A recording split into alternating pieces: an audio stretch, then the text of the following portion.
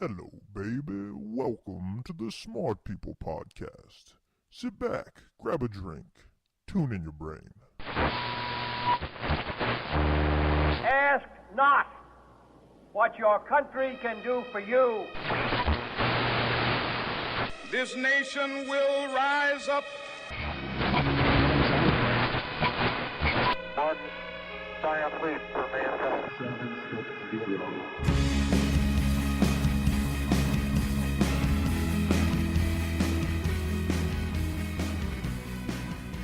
Hello, everyone. Welcome to another episode of Smart People Podcast. I am one of your hosts, Chris Stemp.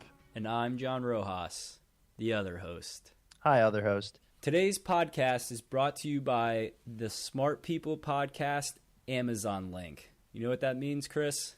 What's that? It means that people should head over to smartpeoplepodcast.com and click the Amazon banner at the top of the page, buy their stuff through Amazon like normal, and it credits us with some nice pocket change here and there. Yeah, I think we're going to have to make everybody aware of this given the holiday season coming up. We're going to have to go through this every week until then. Oh, absolutely. We'll slam it into the ground. It's almost time for us to renew our website. Anyways, today on the podcast, we will not disappoint. We bring you a very smart man, hence Smart People Podcast. Today, we speak with Ron Suskind. He is a Pulitzer Prize-winning American journalist and best-selling author. He goes through in the interview how he got to where he is, but briefly, he went to Columbia and got his master's degree in journalism. He then went to a couple different papers before writing for the Wall Street Journal for 7 years, where he was their senior national affairs writer. While writing for the Wall Street Journal, he put together a series of articles in what became his first best-selling book, which is titled A Hope in the Unseen. He also likes to write about different presidential campaigns. He writes on the George Bush campaign, and his newest book, where he talks about Obama and the economy, which is called Confidence Men. He's appeared on numerous different things. He's been on The Daily Show, Colbert Report, Today Show, Nightline, 60 Minutes. He's written for New York Times, a bunch of other magazines, journals, publications. Awesome guy, really well-spoken, knows his stuff. In this book, he spoke with over 200 people, recording over 700 hours of an interview. And one of those interviews was with the president himself in a candid, straightforward interview, which he goes into depth in both our interview and the book Confidence Men. So it was a good time and something that John and I always enjoy talking about, which is politics and the economy all rolled into one. Yeah, Chris, I was going to say, why did we choose to talk to Ron? Is there a little something going on right now that perhaps might have swayed this decision? Well, I mean, I personally think I should be the voice behind Occupy Washington, D.C. Well, they do need a voice, that's for sure. And I could do that. I got Apply time for that, man. I got time. But you and I got into a 2-hour conversation the other day about the 99% versus the 1% and where we agree and where we disagree. And it always seems to get heated. I wish we had microphones near us on those occasions. I don't know how much of the keyboard clicking it would have picked up, though. I think that conversation was via GChat. Well, that's because you're not busy at your office and I'm not busy at my house. So Sometimes a true story. But anyway, so we hope you guys enjoy the interview, which we're about to bring you. Also, want to let you know, we need friends on Facebook. I mean, we just need you guys to swing by, enter our virtual reality world of family at Smart People Podcast on Facebook, and check us out at our website, smartpeoplepodcast.com. You can contact us through there. Let us know what you think, catch up on some previous episodes, and follow along on this journey of intelligence. Do it, and enjoy this interview with Ron Suskind.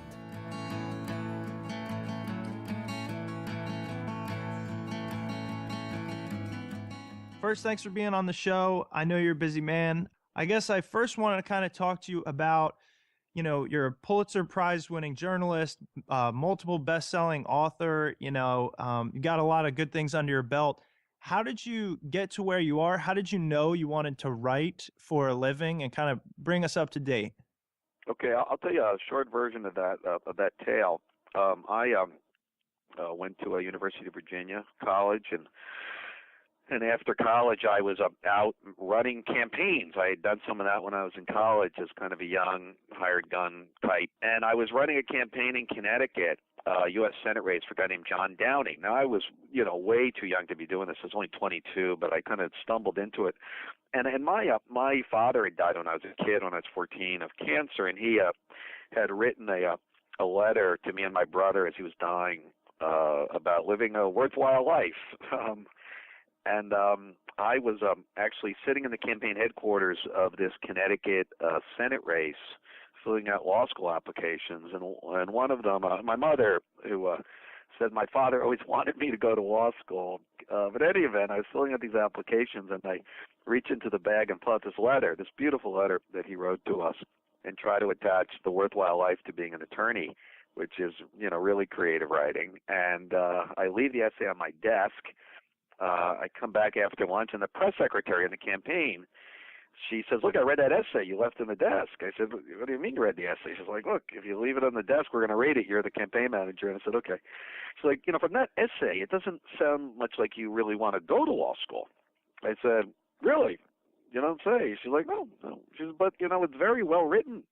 Have you ever thought about writing?" She's like, "Well, you could be a journalist. A lot of them do that and go to journalism school." And so, yeah, she gave me a book, a famous novel called Winesburg, Ohio by Sherwood Anderson, which I had never read, of course. It's like one of the 20th century's great novels. I read this book, and it's about the reminiscence of a young man coming of age. And I wrote a Winesburg-like reminiscence of my own college life at Columbia University Graduate School of Journalism. I had no writing samples to send in, which a lot of young journalists, of course, had.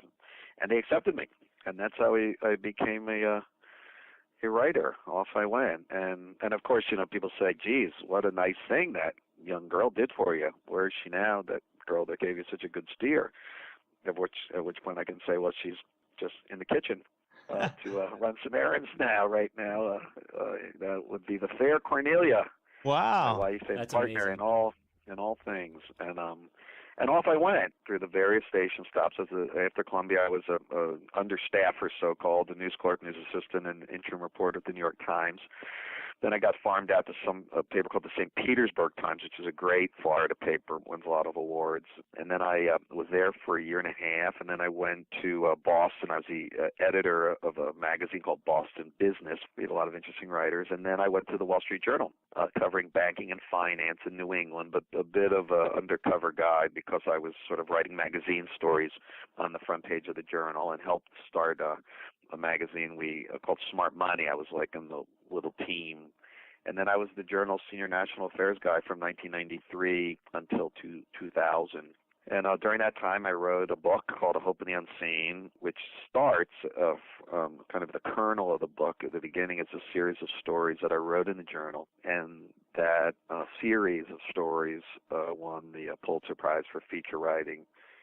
And that's my first book. And then now I'm on the fifth book. So Thank you for sharing that with us. And you recently wrote a book about the Bush campaign, and now your newest book, Confidence Men, is more based on the Obama campaign along with the economic situation, and you do a great job of covering each political campaign and things like that.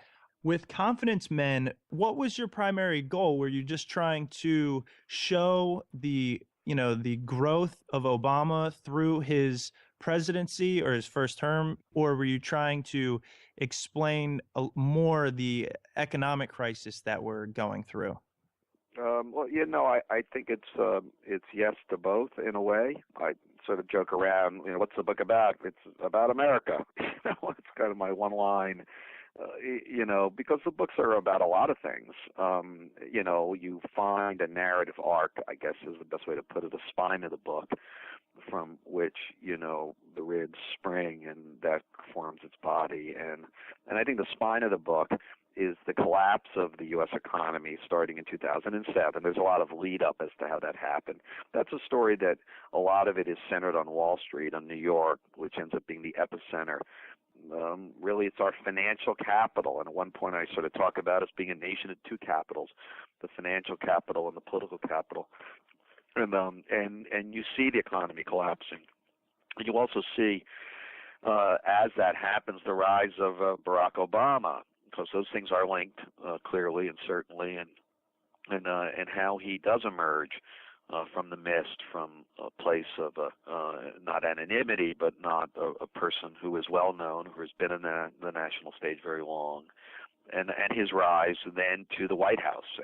And the first half of the book is the fall of the economy, the rise of Obama, and the second half, for the most part, is what happens then once he gets to the political capital, and how the battle between our financial and political capitals unfold, with Obama having to tame Washington and New York, and stave off what could be a depression, a man with very little experience but enormous capacities.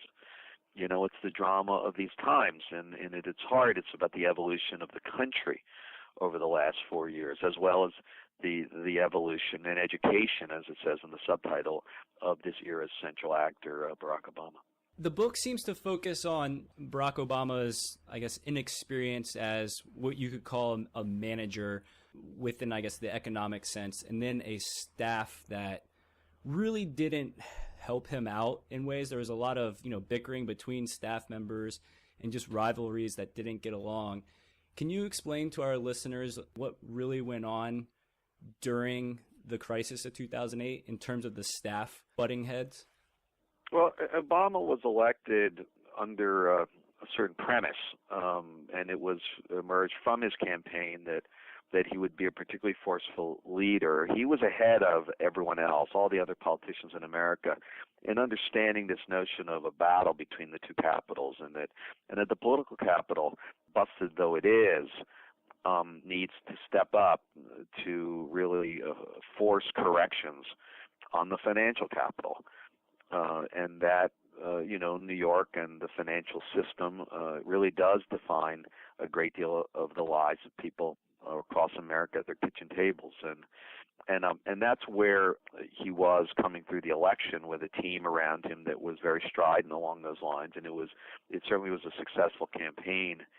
And what you find is that many of the advisors around Obama, many of whom served Bill Clinton, were not really that attentive to something of the miracle of the rise of Barack Obama, the extraordinary campaign, the crusade almost that carries him to the White House. And they weren't particularly mindful of the nature either of his mandate by virtue of that most of the political team, like David Axelrod and others, had their eyes on that, but the team that really helped him run the government was not really connected to all of that.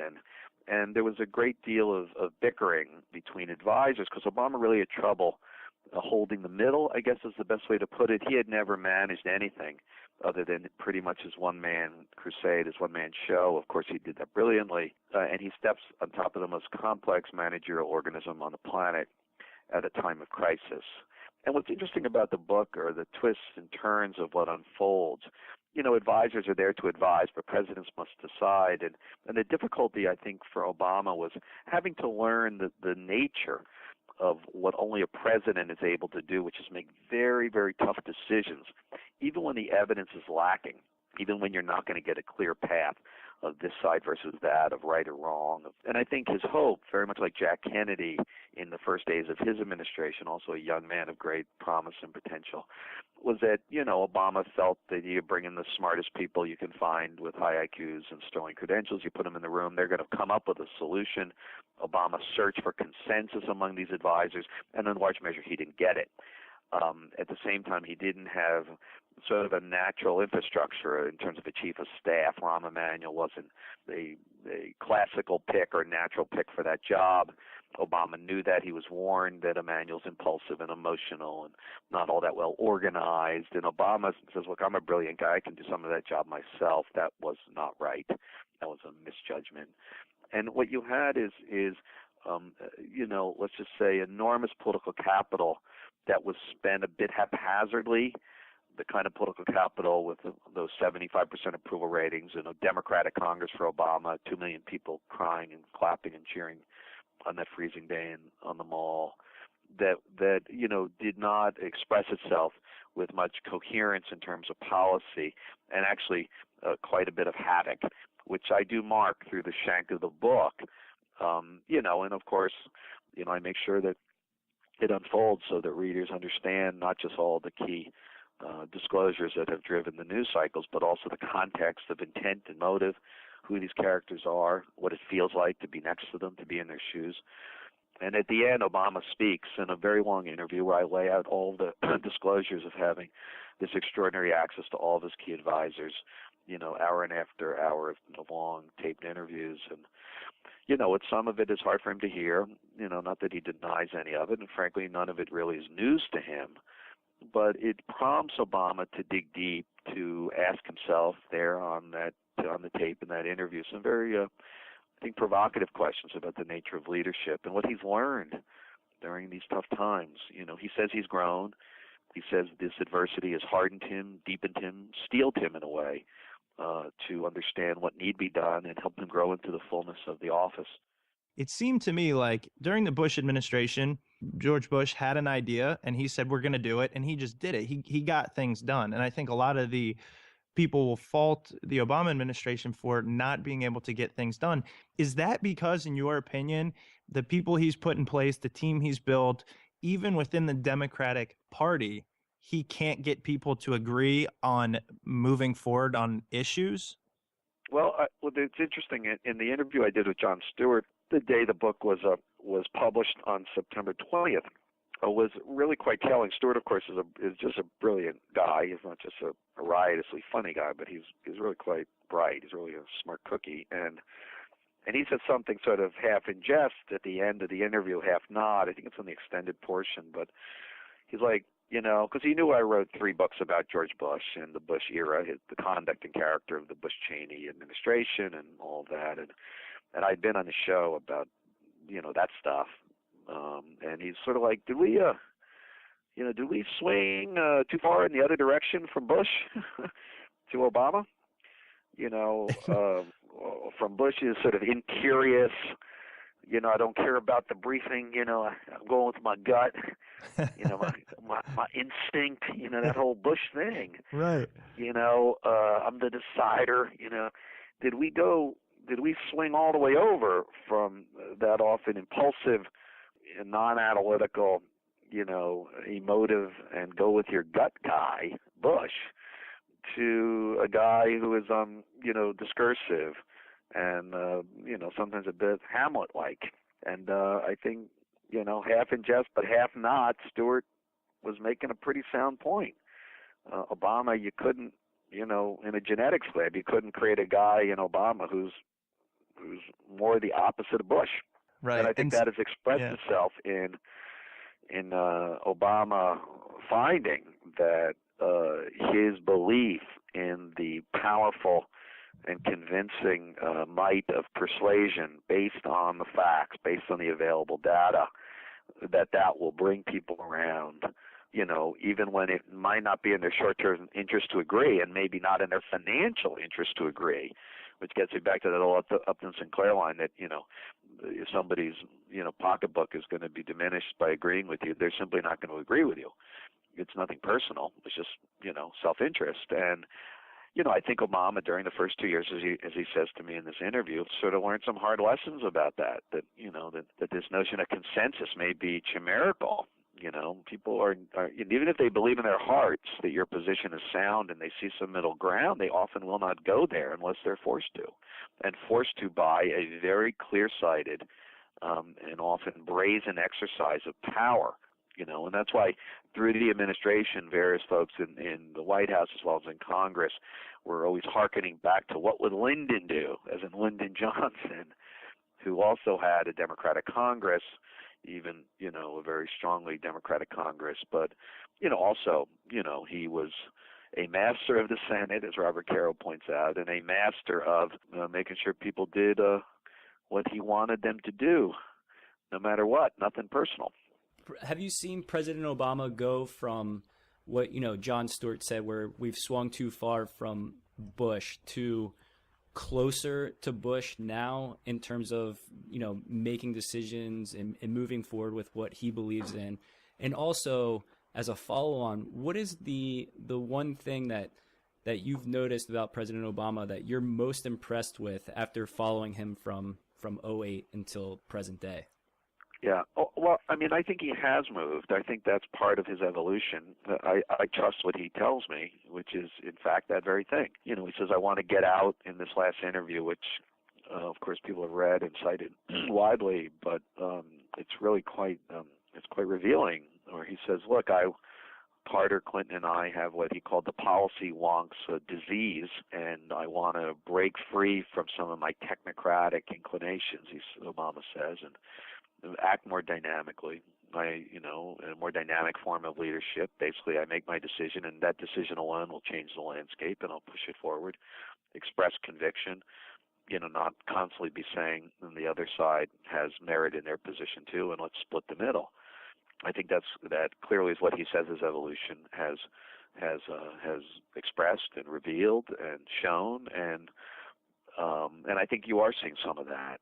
I think the thing that's most impressive about Obama is the breadth of his insights, analytical insights into both the issues of the American experiment, its exceptionalism, but also the central role of his own journey as an actor on the American stage. I mean, it's rare you find a president who can write like Obama can write. It's been intimidating for a writer to read, Dreams from My Father and say, wow, the guy's got chops, really good stuff.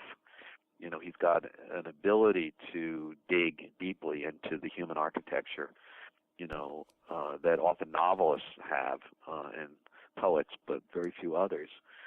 And I think that that may be something that expresses itself in a way that's valuable for the American public. Now, I know you did extensive research for this book. I read you interviewed over 200 people and 700 something plus hours of interviews. I was just wondering, out of all that and the kind of free reign you were given in terms of you interviewed, like you said, everyone from the president down, what did you find to be the most shocking revelation that you had when talking to all these people?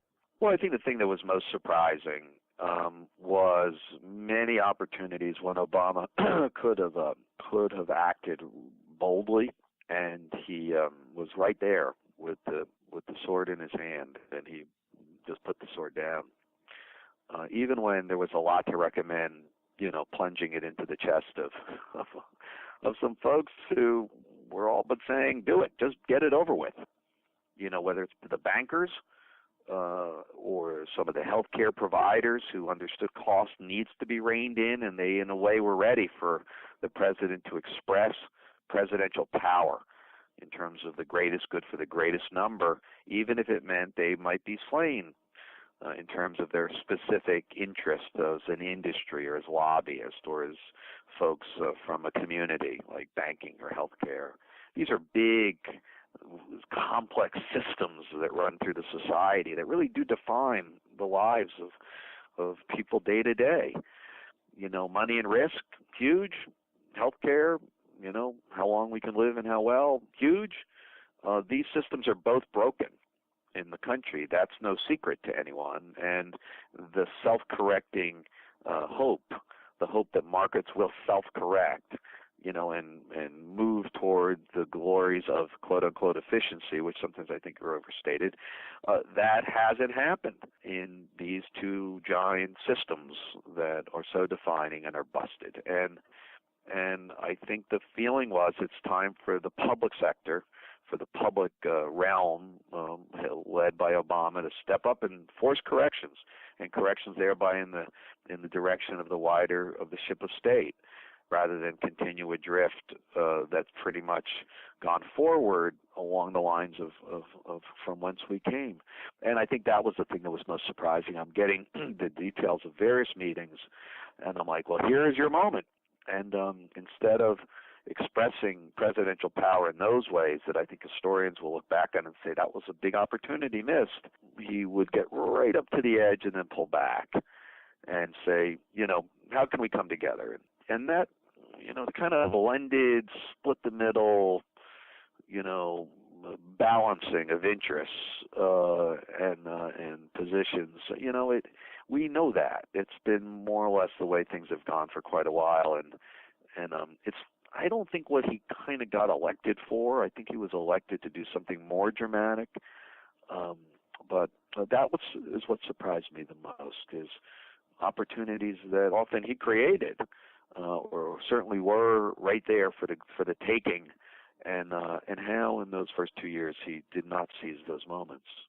Well, Ron, I think that's a perfect place to end here, and that hopefully will lead our readers to want to go pick up your book, Confidence Men, Wall Street, Washington, and the Education of a President. Do you want to point our readers to anywhere, or are you in the process of writing any new books now? I mean, is there anything that you want to plug? No, well, right now this book is just about 5 weeks out, and I would just tell young folks or people who want to click on Amazon where the book is. It's in every bookstore too, or your Kindle or what have you. Is that the book, though it's consequential and it has a lot of the goods, so to speak, that do sort of affect and drive news. It's really a story. It's written novelistically. That's the way I write these books. And though, of course, every word has to be true, they're nonfiction. But also, I think that the readers are finding a great deal that they say, boy, this is kind of fascinating and interesting and fun. And, it's like the unfolding narrative of the times in which we live. And I just feel like that's something readers deserve. Books should not be written like you're offering a deposition in court, or offering some bloodless, multi-page analysis at a think tank. It's about the story of who we are and how we got into this spot we're in, how we might get out. And often some things in the book that are quite hopeful as people are trying to figure it out. Like, well, if the president does or doesn't do it, well, I don't know what that has to do with me. I've got to move on my own.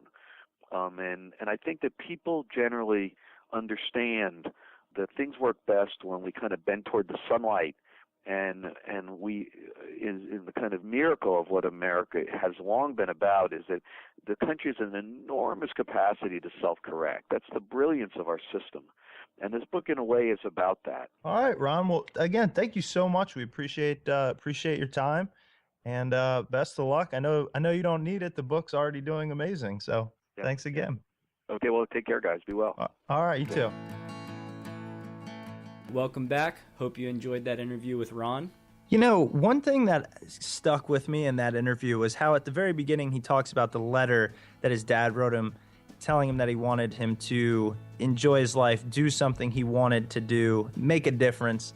And it's funny, man. Like that's one of the things we're trying to do here, trying to figure out, trying to learn from people. And he just straight out came and said it. So I thought that was a pretty interesting introduction to a otherwise fantastic interview with Mr. Suskind. Wouldn't you say, Rog? I agree. I liked that advice a lot. So as we continue to do one of the things that both Chris and I enjoy doing with our life and creating this podcast, we want you guys to be a huge part of it. Head on over to Facebook, facebook.com/smartpeoplepodcast. Like our page, get involved, hang out with everybody who's over there, get some discussions started. All right, guys, make sure to tune in next week. We got a whole list of amazing guests lined up. We'll keep these things coming at a regular pace. Appreciate you tuning in. Hope you enjoyed it.